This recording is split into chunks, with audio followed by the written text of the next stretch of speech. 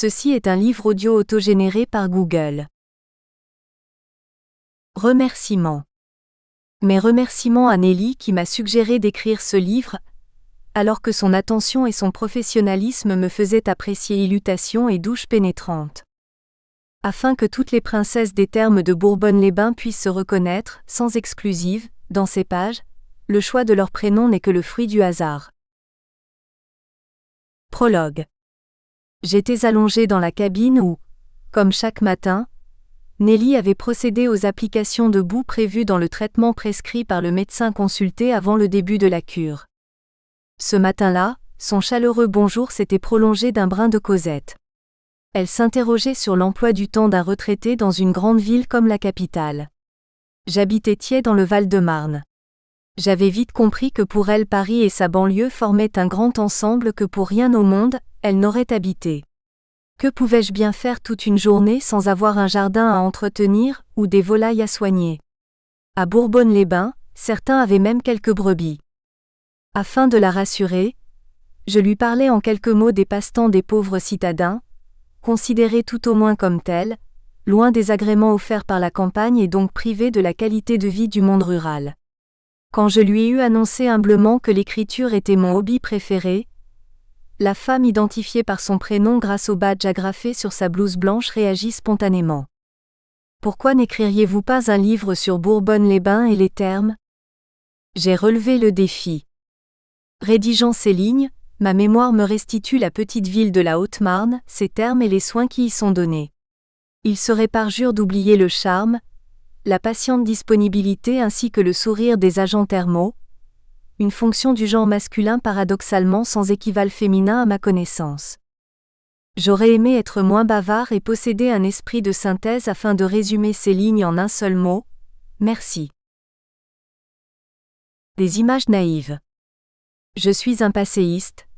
J'aime tout au moins me qualifier ainsi, ne serait-ce que pour le plaisir que j'éprouve à l'évocation des heures heureuses de mon enfance et de mon adolescence vécues chez mes grands-parents maternels. Un passé qui me poursuit, et qui me vaut moquerie et sobriquet. Le chien aboie, la caravane passe et le temps avec elle. Arrivant à Bourbonne-les-Bains pour la première fois le 11 avril 2011, j'accompagnais mon épouse qui devait y suivre une cure thermale de 18 jours. Des images inattendues illustrèrent ma mémoire. Elle représentait une bouteille d'eau minérale, Vichy, Val ou autre posée sur la table de chevet de ma chambre d'enfant. Ces images n'étaient pas aussi imprévues qu'elles paraissaient. Elles symbolisaient les premiers souvenirs du thermalisme, retenus par mon âme de gosse. Des souvenirs qui m'interpellaient. J'étais en quête de la raison de l'achat d'une boisson onéreuse à des grands-parents de conditions modestes. De plus, dans le département de la Nièvre où nous habitions, j'imaginais volontiers que l'eau minérale n'était pas consommée couramment à cette époque. Étais-je souffrant? Je revoyais ma grand-mère remplir ma timbale d'argent offerte à mon baptême, du précieux liquide sans parvenir à me rappeler la maladie dont je souffrais et qui exigeait pour remède la boisson d'une eau particulière. Cette eau, je n'osais la qualifier de miraculeuse de peur d'offenser la cité mariale, ma grand-mère l'achetait chez le pharmacien. Sur recommandation du médecin? Sans doute, mais je ne saurais l'affirmer. En tout cas, les eaux minérales constituèrent mon premier contact avec le thermalisme. Que Bourbonne-les-Bains, dont je devais tomber amoureux 7 décennies plus tard, veuille bien me pardonner, elle ne fut pas l'objet de ma première visite à une station thermale. Ce privilège fut accordé à Pougue-les-Eaux. Ce n'était pas un hasard. La station est située dans le département de la Nièvre qui m'a vu grandir. En 1950, je passais mes vacances à Entrain-sur-Nohain, la petite ville où résidaient mes grands-parents, tandis que des cousins du côté de mon grand-père se rendaient dans la station nivernaise. Curistes ou touristes? Je ne l'ai jamais su. Ils m'ont invité à partager un week-end avec eux. Leurs 2 petites filles les accompagnaient. Elles étaient de mon âge, aussi avaient-elles augmenté l'attrait du voyage. Tandis que ma voiture circulait allègrement dans les rues de Bourbonne-les-Bains, heureuse d'être arrivée à bon port, je me rappelais à la fois l'odeur et le goût de l'eau tirée directement de la source thermale que mes cousins buvaient avec application. J'ose dire avec respect, tant je supputais que les qualités du liquide devaient être grandes à leurs yeux. J'avais dû répondre à leurs exhortations de prendre la précieuse eau de source. Timidité et politesse m'interdirent de refuser. Après y avoir goûté, je me promettais de ne plus jamais me désaltérer à une fontaine d'eau minérale. Des années plus tard, j'avais oublié. Je n'étais pas rancunier. Le piège s'est refermé. Jeune mariée, mon épouse et moi travaillant dans un service public, nos vacances avaient été fixées en mai. Afin d'augmenter nos chances d'avoir soleil et chaleur, notre choix s'était porté sur Amélie-les-Bains dont les qualités touristiques ainsi que celles de ses environs étaient vantées dans les guides. Le côté thermal avait échappé à notre attention. Un jeune couple à ses premières vacances n'a que faire de ce genre de détails. Nous retombèrent les pieds sur terre quand l'hôtelière nous posa cette question inattendue. « Curiste ou touriste ?» Malgré notre réponse, elle nous proposa à l'heure du déjeuner de goûter l'eau de source. Afin de lui être agréable, nous remplîmes sur ses conseils une bouteille au robinet le plus proche installé sur le trottoir. Nous n'avions d'ailleurs qu'à imiter la majorité de la clientèle de l'établissement. Peut-être n'avions-nous pas un palais suffisamment exercé pour apprécier l'eau de la station thermale, mais les jours suivants, l'eau de la ville eut vite fait de nous faire oublier notre inconsciente audace. Pour moi, une récidive impardonnable à la suite de mon expérience de Pouglézo. Chaudzègue, Vals-les-Bains et Vichy avaient complété notre tableau de chasse en qualité de touristes, bien avant de nous rendre à Bourbonne-les-Bains pour la santé de mon épouse. Ville agréablement située. Chaudzègue, comme son nom l'indique, surprenante par la température de ses eaux, Val, lieu de séjour apprécié dans la verdoyante et pittoresque Ardèche. Vichy, quant à elle, admirable avec ses installations datant du début du thermalisme, conservées à l'identique pour le bonheur des historiens. Elle est aussi remarquable avec ses nombreux équipements modernes qui répondent au confort, à l'agrément et au goût du curiste d'aujourd'hui. Si je savais que le thermalisme médical avait beaucoup d'adeptes et qu'il avait progressé depuis ma prime jeunesse. D'ailleurs mes visites dans les stations thermales, si courtes et approximatives fussent-elles, m'en avaient apporté la preuve. Ce type de traitement me laissait pourtant indifférent. Je n'avais rien contre cette médecine naturelle que certains jugeaient pertinente dans de nombreuses affections. Toutefois, elle ne me semblait pas être destinée à mon humble personne. Je m'étais souvent éloignée de la médecine traditionnelle au bénéfice de l'homéopathie ou de l'acupuncture, mais jamais la cure thermale ne m'avait tentée. Plus exactement, jamais je n'avais pensé qu'un jour l'obligation me serait faite d'en apprécier les bienfaits. Arthrose maudite. Mon épouse commença à souffrir de ses mains tout au début des années 2000. Tout d'abord des fourmillements aux extrémités des doigts, puis une gêne grandissante pour faire des gestes simples. Accomplir les travaux domestiques les plus courants devenait singulièrement compliqué. La cuisine, l'entretien de la maison, le ménage et le repassage ainsi que les utiles passe-temps auxquels elle aimait s'adonner. La couture et surtout le tricot lui demandaient beaucoup d'efforts et parfois la douleur lui arrachait des cris. Les anti-inflammatoires prescrits la soulageaient temporairement. En revanche, la nuit, ils n'avaient aucun effet. Les choses se compliquèrent. Ses doigts s'engourdirent puis grossirent, l'obligeant à faire agrandir son alliance et sa bague de fiançailles. Une solution toute provisoire. Elle dut se résoudre à porter son alliance au majeur et à mettre la bague, premier symbole en décembre 1953 de notre engagement dans une future vie à deux, dans son écrin soigneusement conservé. Ce ne sont là que des désagréments secondaires, j'en conviens, mais je pressentais qu'ils n'annonçaient rien de bon. Le mal empirait d'une façon intermittente, par poussée, jugeait-elle. Les pieds se mirent de la partie et les nuits se firent de plus en plus chaotiques, les heures de repos de plus en plus courtes. Le médecin voulant avoir un diagnostic précis, arthrose ou arthrite, conseilla de consulter un rhumatologue. Ce dernier était une femme. Elle diagnostiqua une arthrose déformante et prescrivit une attelle de repos à porter la nuit, qui lui enveloppait chaque main et chaque avant-bras, et qui avait pour but de maintenir le pouce en extension afin qu'il ne se replie pas à l'intérieur de la main. La douleur devait être plus supportable, ce qui fut vrai durant quelques mois. Janine ne s'avouait pas vaincue. C'était une femme de volonté dotée d'une certaine sagesse. Elle s'efforçait de combattre au mieux sa souffrance en suivant les conseils donnés.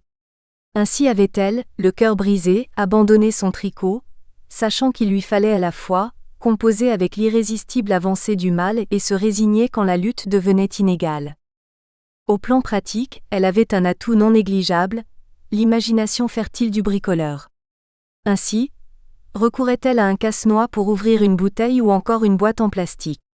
En furetant dans les magasins, elle avait découvert un instrument pour débloquer les couvercles des pots de confiture, un autre pour ouvrir les bocaux de pâté, de fruits et de légumes en conserve. La débrouillardise de Janine me prouvait qu'un être humain aux prises avec des difficultés majeures trouve, s'il en a la volonté, une solution plus ou moins bonne pour en triompher, à tout le moins les contourner. Bonne cuisinière, fin cordon bleu disaient certains. Je me dois de souligner qu'elle se culpabilisait les jours où elle se résignait à acheter des légumes surgelés, l'épluchage étant devenu une corvée souvent insupportable.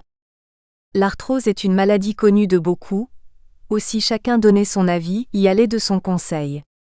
La cure thermale était souvent promue au cours de conversations, mais mon épouse ne voulait pas en entendre parler. Pour elle, il s'agissait d'un gadget, d'une forme de snobisme médical d'une classe sociale aisée sans beaucoup d'effets, sinon peut-être durant les 3 semaines de soins. Au retour, le malade était gros-jean comme devant.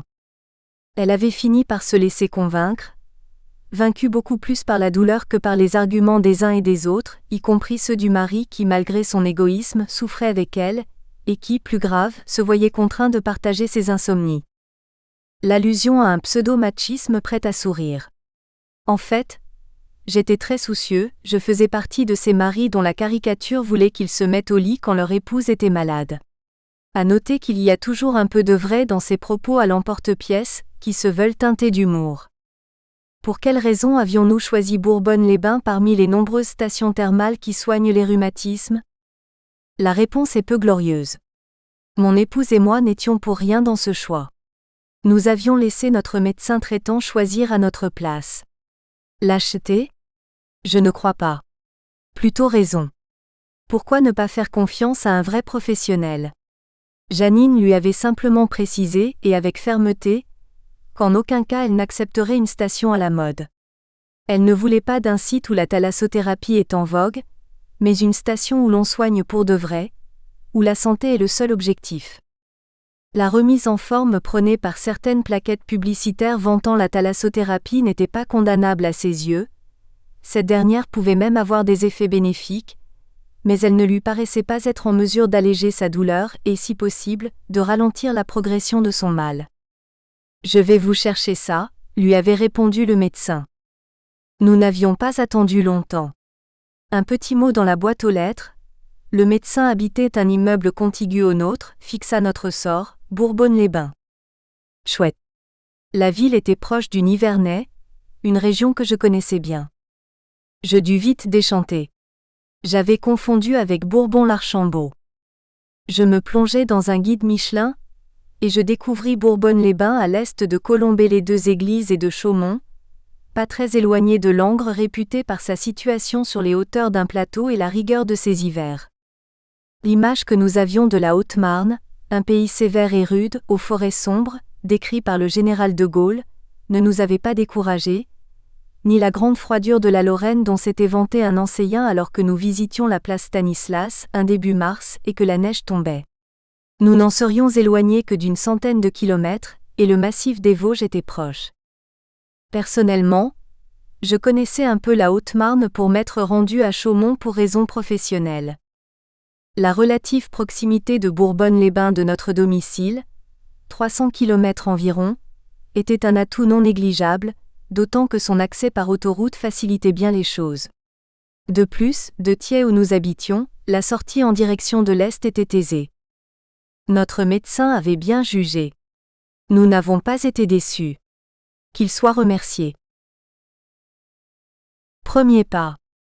La première cure thermale, qu'on le veuille ou non, est un peu une aventure. 3 semaines d'une nouvelle vie vous sont imposées.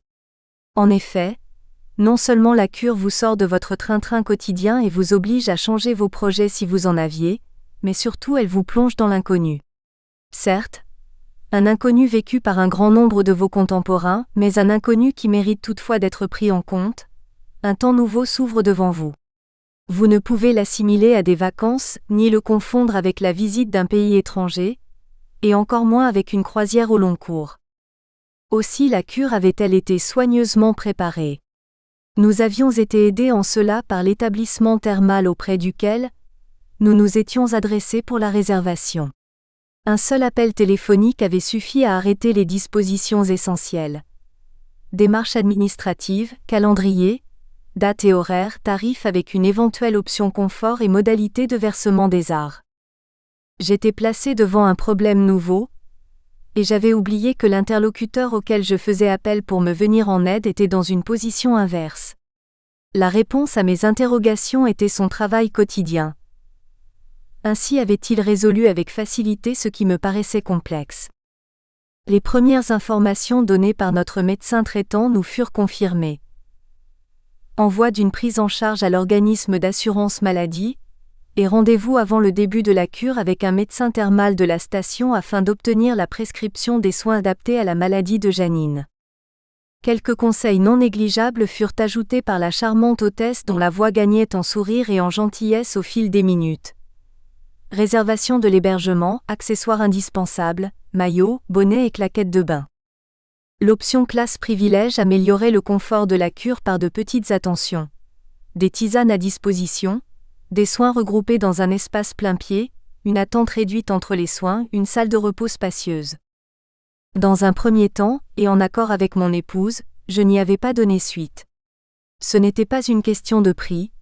Le supplément demandé de l'ordre de 150 € paraissait raisonnable et entrait dans notre budget, mais les chichis n'étaient pas la tasse de thé de Janine. Surtout, elle n'aimait pas se savoir dorloter plus que d'autres. J'avais cependant mauvaise conscience. Mieux ne valait-il pas se priver de certaines choses que lésiner sur le confort d'un traitement touchant à la santé ? L'égalité pour tous était certes souhaitable, mais se montrer sourcilleux à ce point n'était-ce pas excessif ? Bien que les soins fussent de même qualité, quelle que soit l'option choisie, c'était heureux qu'il en soit ainsi. N'était-ce pas ridicule de refuser une dépense qui pouvait rendre la cure plus agréable ? Je décrochai le combiné, et je rappelai la personne qui m'avait laissé son prénom. J'ai réfléchi, je retiens l'option confort pour ma petite femme. Ma tendresse choisissait ces mots quand elle voulait donner l'image d'un mari attentionné. Je jouai aussi les grands seigneurs et je fus récompensé. Mon interlocutrice louangea ma générosité avec un sourire audible dans le combiné téléphonique. La messe était dite, en paix avec ma conscience. Je n'avais plus qu'à attendre la venue du temps de la cure. Ce dimanche matin 10 avril, nous atteignions Bourbonne-les-Bains en fin de matinée. Le rituel convenu allait pouvoir être respecté. Réception de notre studio à l'hôtel Le Romain dans l'après-midi, suivi d'un long repos afin de permettre à mon épouse d'être en forme le lendemain matin, début des choses sérieuses. Visite matinale chez le médecin le lundi 11 dès 8 h. Avions-nous choisi le bon médecin sur le plan professionnel ? Nous ne le savions pas encore, mais nous ne nous étions pas trompés sur sa localisation géographique. Le cabinet était à une 50aine de mètres de notre location. Bravo! Toutefois, ce n'était pas vraiment une surprise. Dans la liste des médecins qui nous avaient été remises, 3 raisons avaient guidé notre choix. 2 étaient rationnelles, sa qualification, il était médecin thermal, et la proximité du cabinet. La 3e l'était beaucoup moins, l'ordre alphabétique. L'heureux élu était le premier sur la liste et son patronyme comme le mien commençait par la lettre B, heureux présage, non ? D'ailleurs, tout commençait vraiment bien. Nos premiers pas en ce lundi matin nous conduisirent sur le seuil d'une belle maison bourgeoise. La porte franchie, un escalier de chêne nous monta majestueusement au premier étage où nous fûmes accueillis par une secrétaire médicale qui, par son sourire engageant, mit fin à notre légère appréhension. La salle d'attente fit de son mieux pour mériter son nom. Le lundi matin était jour d'affluence au dire des personnes présentes qui n'en étaient pas à leur première cure. À défaut d'avoir amélioré leur état de santé, nous n'avions sur ce point ni le droit ni la capacité de juger. Les cures précédentes avaient développé chez elles la discrète petite vertu nommée patience. Le confort des fauteuils et d'un canapé n'y était pas non plus étranger. Le tour de Janine arriva. Le docteur m'invita à suivre. Le cabinet était vaste, et malgré les préoccupations du moment, je notai la différence de sa surface avec celle des cabinets médicaux que je connaissais en région parisienne. Les médecins étaient installés dans des logements d'habitation en copropriété ou en location. Nous espérons que vous avez apprécié cet aperçu. Pour continuer à écouter ce livre audio sur Google Play Livres, utilisez le lien dans la description de la vidéo.